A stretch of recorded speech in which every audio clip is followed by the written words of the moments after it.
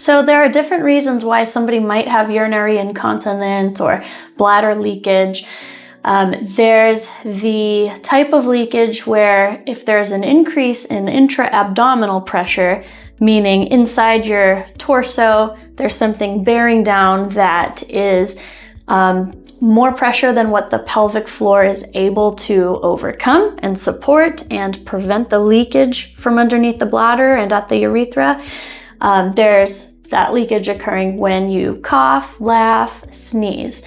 And then also you can leak sometimes with impact, so like running, jumping, sometimes the load, the way that you lift, or the way that you're doing a movement. So anytime that leakage is occurring in that way, that's considered stress urinary incontinence. So again, whatever load or movement or stress that your body's taking, your pelvic floor is not meeting the demand in order to support under the urethra and prevent the leakage.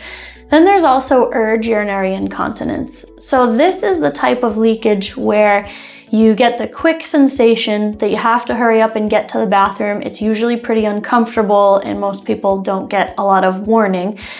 So this is the leakage where you're already on your way to the bathroom, you're hurrying there, and you leak on the way. Or maybe you even walk into the bathroom, start pulling your pants down, and you leak.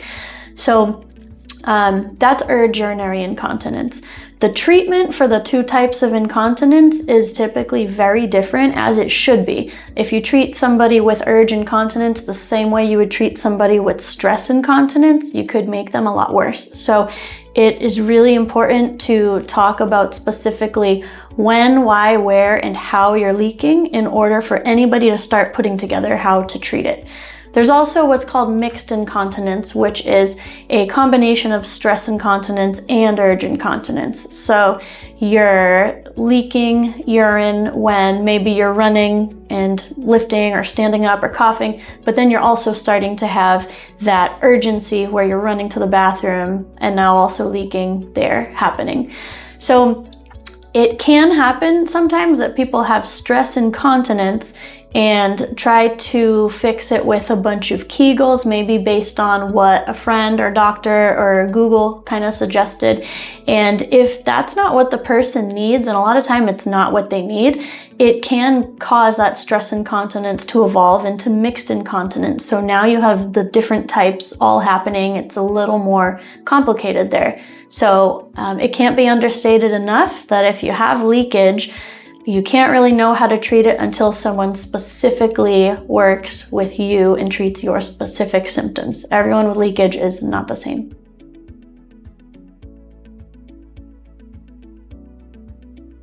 So it's true that the pelvic floor lifts and squeezes under the bladder, and yes, that does prevent urinary leakage. Those are the muscles that live there and do that. However, the pelvic floor connects to your hips. It works with your abdominals. It works with the muscles that you breathe with. So there's a ton of other reasons why somebody can have leakage and not ever need Kegels or just have a weak pelvic floor. If you think about it this way, there's no other part of the body that we usually fix by going to your doctor or your primary care and they say, oh, your shoulder hurts, squeeze it. Did you squeeze it more? Try squeezing it more. And it doesn't translate to lifting overhead or bending over and picking something up or not having pain when you sleep on it. That's not really that connected. Whereas the pelvic floor, it functions with the whole rest of our body. It doesn't live by itself. So just doing squeezes is probably unlikely to solve your problem. For some people, it may. However, it can also make a lot of people very much worse if they haven't found out what the underlying issue and cause of the leakage is for them. So sometimes people will have Kegel tools that they ask about, maybe something that they place intravaginally, connects up to their phone, lets them know when they squeeze, or maybe they're thinking about a Kegel weight or even an Emsella chair, something that stimulates and causes the muscles to squeeze. There might be a time and a place for a select couple people that might benefit from that. But again, if you are having leakage with lifting or coughing or running, you're probably not using that device and Kegling like every step of the way. It's not very functional. So again, if you don't need Kegels, you can totally make your pelvic floor worse by using those devices if it's not what you need. And then even in a better case scenario, we have to ask, does sitting on the couch doing squeezes with a machine, does that translate to when you're in the gym and you're lifting, or you're lifting up your baby, or you're sneezing? It's not really the same mechanism at that point.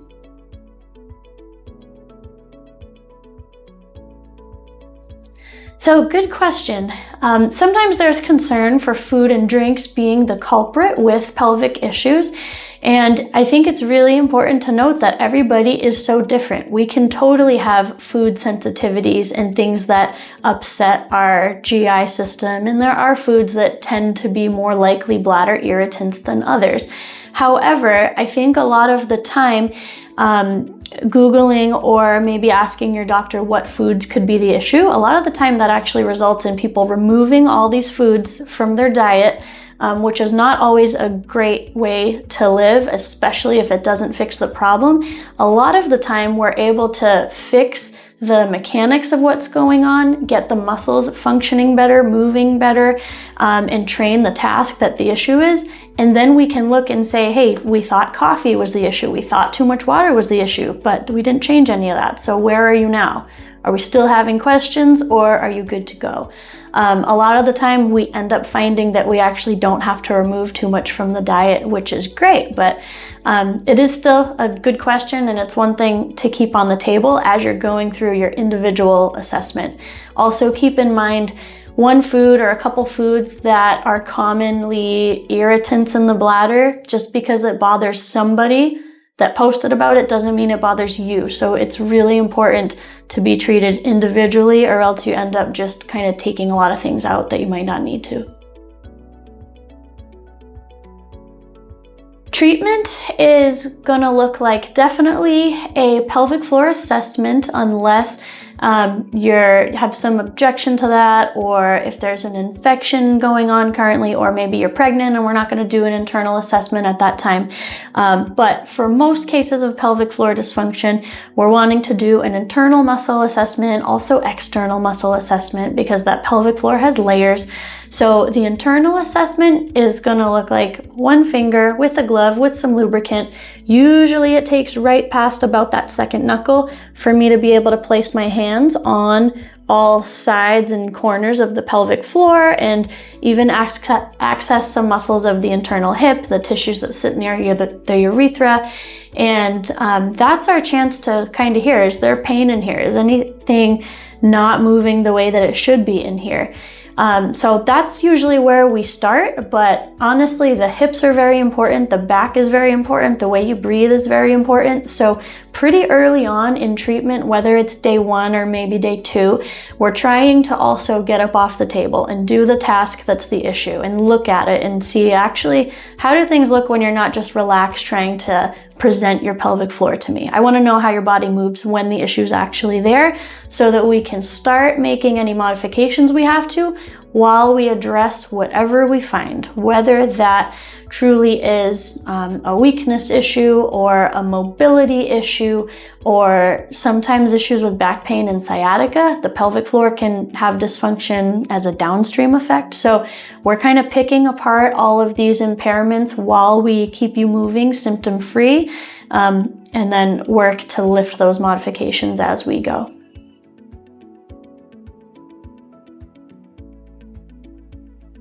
A lot of the time, urinary incontinence will not necessarily figure itself out.